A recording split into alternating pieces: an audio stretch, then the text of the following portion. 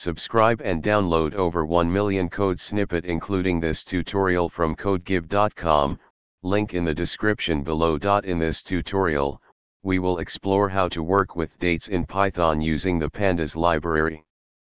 Specifically, we'll focus on converting timestamps to date objects and performing various operations on them. Pandas is a powerful data manipulation library for Python. It provides easy-to-use data structures and functions needed to work with structured data, such as spreadsheets or SQL tables. Pandas has excellent support for handling time series data, making it a popular choice for data analysis tasks involving dates. Before we start, make sure you have pandas installed. You can install it using. Now, let's import pandas in your Python script or Jupyter notebook.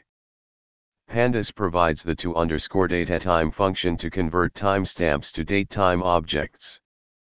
A timestamp is typically a numeric value representing the number of seconds since a specific epoch.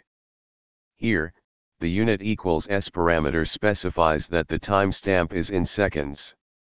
Adjust the unit accordingly if your timestamp is in a different unit.